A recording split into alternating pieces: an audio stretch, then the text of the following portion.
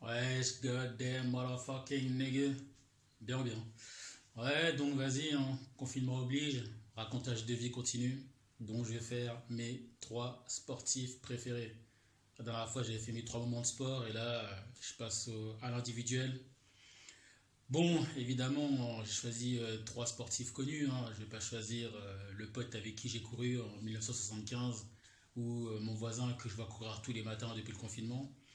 Donc, la première condition, c'est j'ai choisi des sportifs connus. Trois, histoire que vous sachiez de qui je parle. Deuxième condition, évidemment, cela va de soi. J'ai choisi des sportifs que j'ai vus. Ça veut dire qui sont contemporains à moi et pas uniquement des résumés que j'ai vus où on m'a raconté qu'un jour Platini avait mis une retournée acrobatique en pleine lucarne contre l'Allemagne. Je sais pas, j'étais pas là, je l'ai pas vu. Donc ça compte pas. Donc, trois sportifs préférés. C'est parti, les négros. Ah, mon troisième goddamn sportif préféré. Ça va en étonner beaucoup. Même moi, ça m'étonne encore aujourd'hui. Parce que c'est un sport que je regarde pas trop. Mais fut une époque, dans ma jeunesse, dans les années 2000, je regardais beaucoup ce sport parce qu'il passait à la télé et parce qu'il y avait moins de possibilités de regarder que de la NBA. Donc forcément, regarder d'autres sports. Bref, donc du coup, je suis devenu fan de lui parce que je l'ai vu gagner un tournoi et depuis, j'ai pas arrêté de le suivre. Et donc, mon troisième sportif préféré, c'est ce goddamn motherfucking Roger Federer. Roger Federer ou Roger Federer, je sais pas comment on dit, il parle plusieurs langues dans ce pays, on sait pas comment prononcer les prénoms. Migraine, ceci étant dit, Roger Federer, c'est mon troisième sportif préféré. Donc déjà à la base, je l'avais kiffé parce que je l'avais vu gagner un tournoi de bout en bout. Il m'avait épaté et puis petit à petit, il arrêtait pas de gagner, il a continué de gagner, maintenant il gagne encore alors que le type il a 40 ans, migraine. Donc du coup, bah, pour sa longévité, pour toute sa carrière, pour tout ce qu'il m'a montré, comment il m'a épaté quand il a gagné notamment ce premier tournoi de Wimbledon de 2000, je sais plus combien, 2003 je crois. Et bah depuis, c'est Federer in my goddamn motherfucking heart, you know. Numéro 3.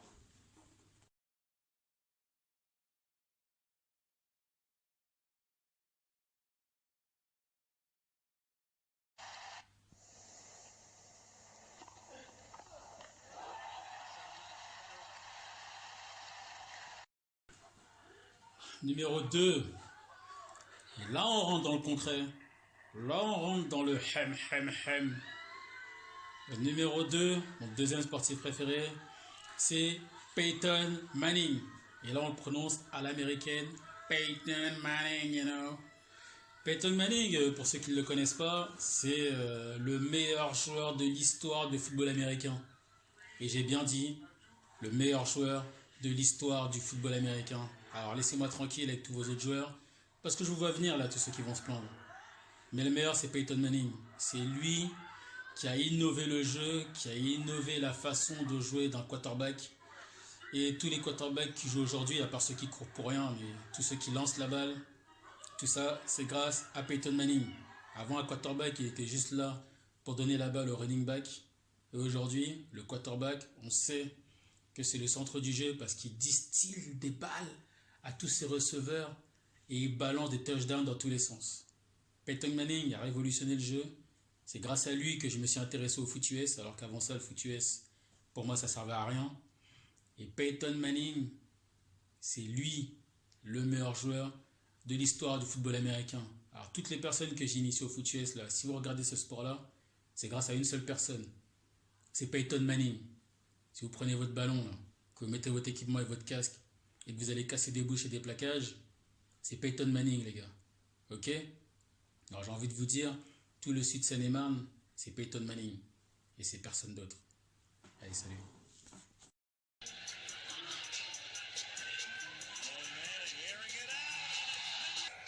Manning out of the gun. Manning lets it fly. It's caught by Thomas. There's the record for Peyton Manning. 51 touchdowns. And Manning guns it, and it is touchdown. He understands now his place in history and taking that top shelf. Long ball to go to Harrison like last time he got hit. He's going long, and a man wide open. It's Wayne at the 15. He walks in. How about that? Peyton Manning buying just a little extra time in the pocket, and that extra feet throwing off balance right on target. The Colts are world champions. Alors, le dernier, le numéro 1, mon sportif préféré, celui grâce à qui je persiste dans le sport, celui qui m'a montré les bienfaits de l'entraînement. Je rigole parce que ceux qui le connaissent savent qu'il s'entraînait pas beaucoup. Et ben, le numéro 1 pour moi, c'est Allen Iverson. Ou Allen Iverson, ou Allen Iverson, comme vous voulez. Le numéro 3, les gars, des Sixers, c'est mon sportif préféré. Pour ceux qui ne connaissent pas Iverson, un basketteur américain de la fin des années 90 à peu près la fin des années 2000. Il joue à Philadelphie et ce type, pour moi, c'est le numéro 1. Il m'a tout montré, il m'a tout fait vivre, il était incroyable sur le terrain. C'est grâce à lui que je regarde la NBA. C'est lui qui m'a fait aimer le basket en fait. C'est lui qui m'a fait commencer à jouer au basket. Alors que pour moi avant le basket c'était un sport de filles où dès qu'on touchait il y avait faute. Bref, vous connaissez tout ce que disent ceux qui n'ont jamais joué au basket. Mais Iverson c'est le meilleur. Techniquement il était incroyable. Il faisait jamais de passe. J'aime pas ça mais lui j'aimais bien. C'était un rebelle de malade en conférence de presse. Et conférences de presse c'était extraordinaire. Le gars il s'habillait mal, baggy, chaîne en or. Bref, c'est à cause de lui qu'en NBA, maintenant, on est obligé de bien s'habiller même quand on ne joue pas. C'est lui qui a mis en place le dress code. Les gens, ils ont vu qu'il s'habillait tellement mal, qu'il influençait tellement de gens qu'on a dit on arrête ces bêtises-là, si vous vous habillez mal, vous avez une amende. Maintenant, tout le monde s'habille bien en NBA. Et techniquement, c'était le premier à jouer avec des crossovers, c'est-à-dire qu'il mettait des feintes, qui cassaient des reins, qui cassaient des chevilles. Il était chaud. Tous les joueurs que vous voyez là, tous les dribbleurs, tous, c'est Iverson. Et ouais les gars, les Kyrie Irving, les Stephen Curry, les Chris Paul, tout ça, c'est Iverson. Iverson, il a révolutionné avec son style la NBA. Malheureusement, il n'a jamais gagné de titre.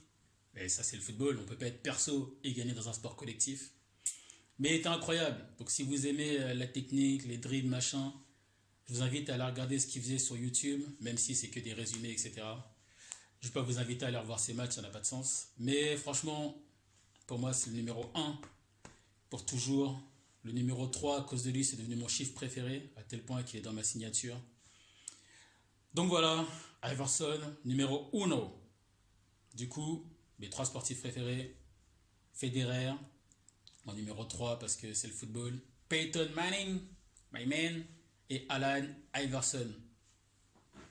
On se capture la prochaine fois pour un nouveau thème. Allez, salut. Franchise player, and we're in here talking about practice. I mean, listen, we're talking about practice. Not a game, not a game, not a game. We're talking about practice. Not a game. 99. Here's Iverson. Lou the defender. Stays right with it. Allen wants to go. Wants the baseline. Fade away. Yes! He's way too good. He steps around Lou and drilled it. And the Sixers have scored 9 in a row. 7 straight points by Iverson. Looked like he was dead in the water. The Sixers by 4. 40 seconds left. Michael. Iverson has Jordan. The crowd is into it. I gave him a little cross to see what he bites.